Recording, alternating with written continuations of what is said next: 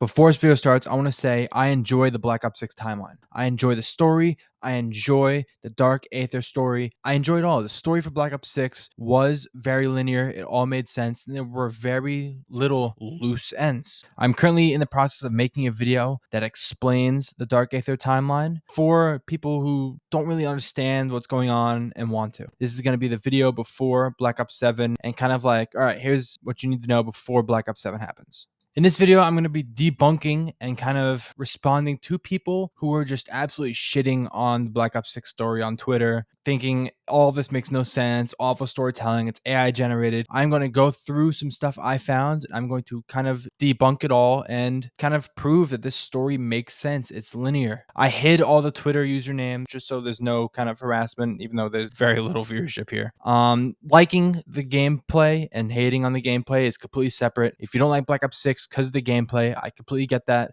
I don't think the gameplay is the best it could be, but liking a story and saying, oh, the story makes no sense, it's shitty storytelling, are completely different things. The first tweet I'm going to look at reads, tag ending retconned as if nothing ever happens. I completely disagree, and here's the evidence. I'm actually going to play the Tagder Toten ending cutscene, a small section of it, and this is going to disprove this exactly. The truth Rick Toten could no longer face.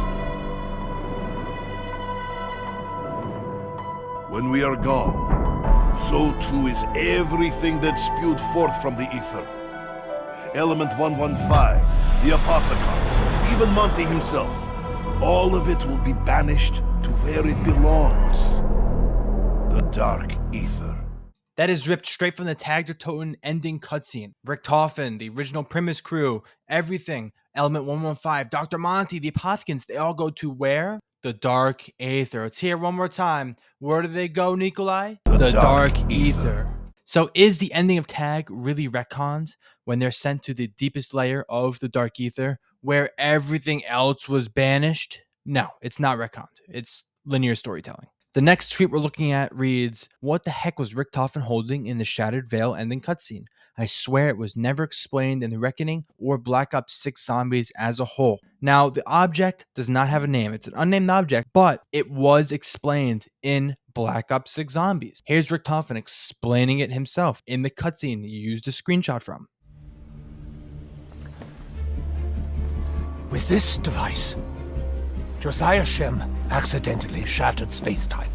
I used it as the basis for my technology to access liminal spaces so we could feed the artifact. Even though it was never explained in Black Ops 6 Zombies as a whole, Rick Tofen clearly says it was used by Josiah Shem to access liminal spaces and mess with space-time. That's how space-time was shattered by Josiah Shem. Rick Tofen is using it to open liminal spaces to power the Sentinel artifact. Where the object originally came from, I'm not sure. All we know is Josiah Shem had it. Personally, I believe it's from Cortifex. Josiah Shem was in contact with Cortifex way before Call of Duty Vanguard, and I believe that's where he got the object. The name of the object is never said because it's not important. We don't need a name of the object for it to hold value. Personally, I call it Josiah's compass. It might not be named that, but it doesn't matter. Rick Tofen explained its purpose and how he used it, and it was used to get him out of a situation. For something to be explained, we don't need the exact name of it. We don't need the person who put the ball in the center of the object. We don't need to know who made the object itself. It doesn't matter. That doesn't matter. All we need to know is what it does and what its purpose was, which was explained by Rick Tofen. This next tweet is one of my absolute favorites. For context, it was replying to someone that was saying at the end of the Reckoning cutscene when Sam gets her body, her face looks AI generated. This tweet reads, same as the story, it's AI generated. For Reckoning, they forgot to mention a chat GPT to explain the device with Rick Tofen at the end of Shattered Veil, what was the purpose of the Sentinel artifact, and why Rick Tofen in Black Ops 6 is stupid compared to Cold War, and much more I can't fit in. This tweet can't be real. I don't understand. It's satire. It has to be satire. The way he explains it is so like he is locked in on claiming this stuff makes no sense. But the context sounds so dumb, it has to be fake. The device that Rick Tofen used at the end of Shattered Veil, roll back a minute. You'll hear the explanation. You'll hear what it's used for. It was explained. What was the purpose of the Sentinel artifact? What was the purpose? What do you mean? The purpose was to bring back Rick Tofen's family, who was killed, or to bring back Sam's body. What do you mean, what was the purpose? It was explained. Did you watch the cutscenes? Now, the funniest part about this tweet is why Richtofen in Black Ops 6 is stupid compared to Cold War. We have one scene of Richtofen in Cold War. We have one scene. What do you mean he's stupid compared to Black Ops 6? He's not anything in Cold War. Black Ops 6, we feel for Richtofen. We understand his story. We feel his grief. And we feel his motivations and why he's doing everything he's doing and why. It's not more stupid. It's more character development. The character developed. We learned what he wanted to do. We saw his conclusion. I don't understand what you mean more stupid than Cold War. He had one scene in Cold War. That was it. These next two tweets, I'm going to branch together because they're all on the same topic. The first tweet reads, I genuinely think the writers of Black Ops 6 and 7 think Ultimus Richtofen was an actual Nazi. The second tweet says, why is he literally a Nazi SS officer? Treyarch, what are we doing? All right, before I go into detail on this, let's take a look at Ultimus's design. He's dressed like a Nazi. That must mean he's a Nazi. Slight trigger warning for the following content. This is a person with a partial history degree talking about history stuff and why it's important to just not throw names out there. Richtofen in no way, shape, or form was dressed as an official Nazi Schuhstaffel. Or was he? The Schuhstaffel originally wore black and later in World War II wore some weird green-gray color. These are the photos. And then here's Richtofen's. It may be inspired, but it's just not the uniform. Uniforms all looked very similar, but were extremely color-coded. I'll give you benefit of the doubt. Group 935, which is where Richtofen was working for, was partnered with the Nazis. He was a Nazi, but there was no indication he agreed with the ideals or anything. So, I mean, that's the only benefit of the doubt and evidence that Richtofen was not a Nazi. Originally, before he was a Nazi, he was part of the Illuminati, but that's it. That's the only evidence saying Richtofen was not a Nazi. The closest uniform he was wearing was an officer uniform because the hat gives it away. This is the exact hat he was wearing.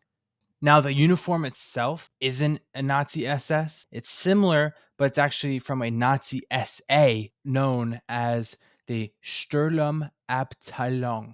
I'm really bad at pronunciations, but that's what it is. That's what it is.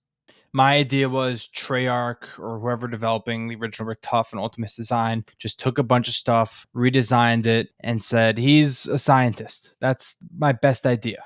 The next topic people freak out about when it comes to Black Ops 6 Zombies is kind of a valid reason to freak out, but it's not really. The next two tweets are about Blanchard and Panos not being explained or really in-depth dove into. The first tweet I'm going to look at tweets, RIP to these two lads who never became anything important to Black Ops 6 Zombies. After that, next tweet reads, I remember being so interested in Panos. Who was he talking to? What was his plan?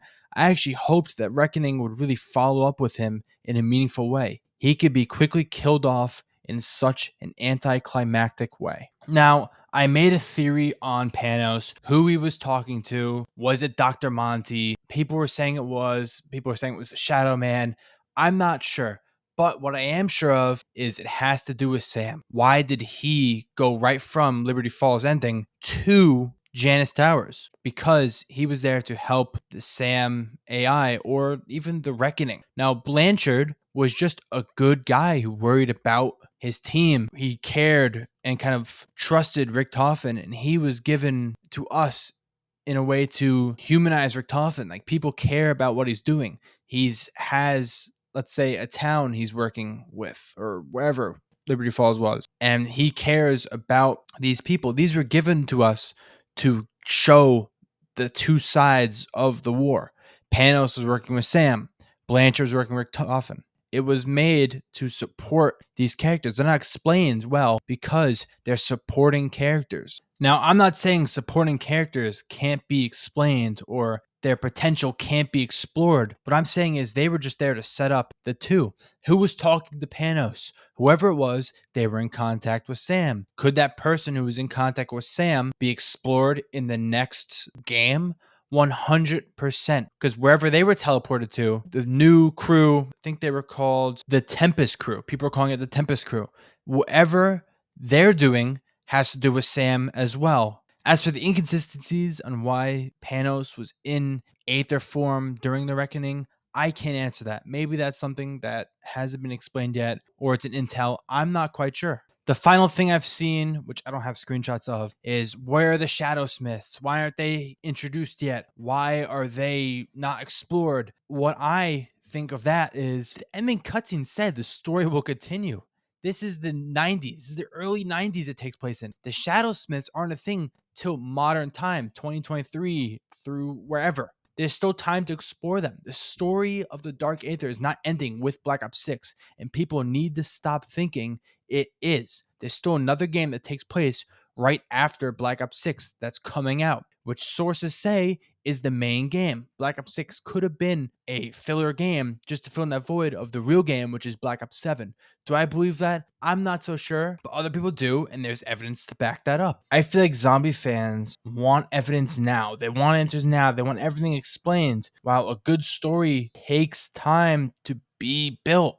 I'd say the final message I have for this topic is don't be lazy. If you want something to be explained to you, do the research. If you think something isn't being explained, also do the research. The story isn't going to be thrown at you on a silver platter. This isn't a four-course meal that you're being babied to. This is the Dark Aether story. You want to learn something, you go in there, you look at intel, you watch cutscenes over and over. And again, this is only 3 games in. This story is really loose. Don't be lazy and enjoy the story as it comes. It's not going to be a simple, oh, this is the story, that's it. I'd say enjoy it while it lasts and enjoy it while we can. Don't blame writers for awful reading comprehension.